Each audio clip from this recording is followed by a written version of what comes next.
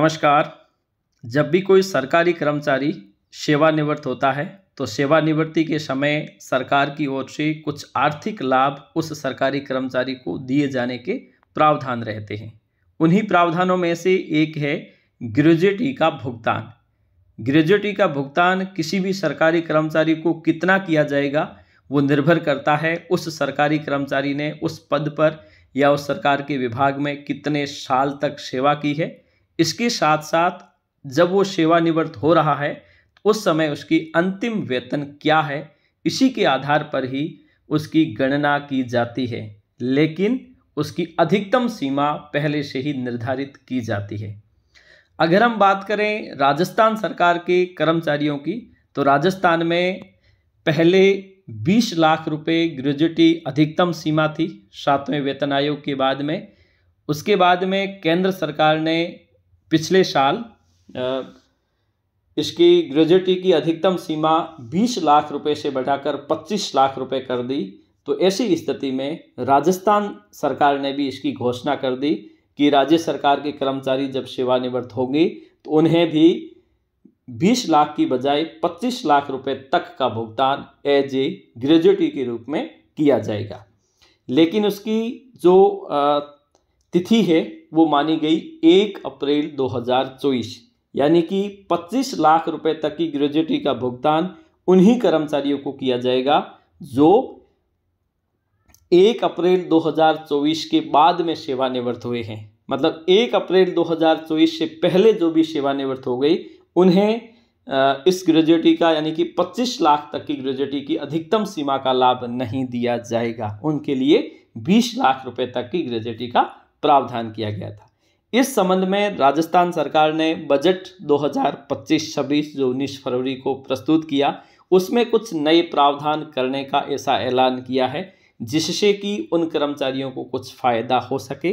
तो ग्रेच्युटी को लेकर राजस्थान सरकार ने बजट 2025-26 में क्या प्रावधान किया है इसी को आज हम इस वीडियो के माध्यम से समझेंगे और इसका फायदा किसे मिलने वाला है इसे भी हम समझने का प्रयास करेंगे। तो चलिए शुरू करते हैं।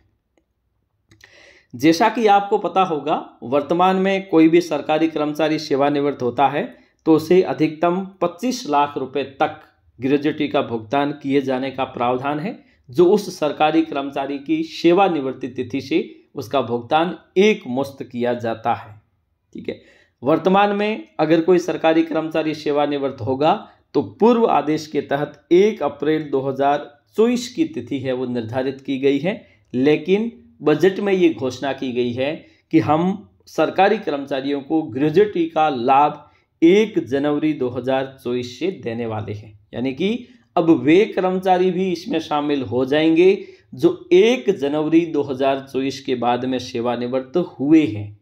तो ऐसी स्थिति में उनको ये लाभ कैसे दिया जा सकता है, क्योंकि 1 अप्रैल के बाद में जो कर्मचारी सेवानिवृत्त हुए हैं या उन्हें तो इनका फायदा मिल गया, लेकिन 1 जनवरी से लेकर 31 मार्च तक जो कर्मचारी सेवानिवृत्त हो गए उसके लिए भी उन्हें उसमें शामिल कर दिया गया है। यानी कि जो कर्मचारी 1 जनवरी के बाद में सेवानिवृत्त हुए हैं उनको भी इसका लाभ दिया जाएगा। अगर उनकी ग्रेच्युटी 20 लाख रुपए से अधिक बन रही थी तो उन्हें भुगतान किया जाएगा।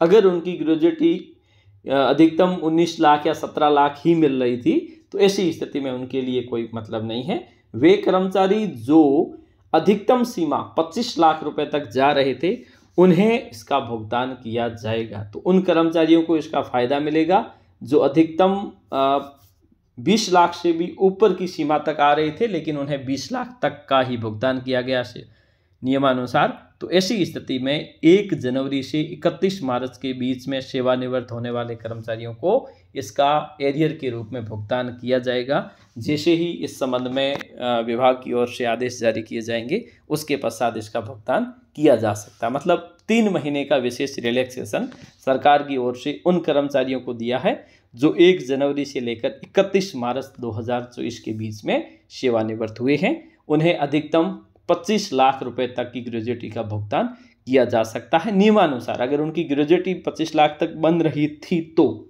अगर उनकी ग्रेच्युटी 20 लाख से कम बन रही थी तो उन्हें उतना ही भुगतान किया जाएगा, या किया जा चुका है तो उन्हें किसी प्रकार का कोई परिवर्तन नहीं होगा। आज के लिए इतना ही, धन्यवाद।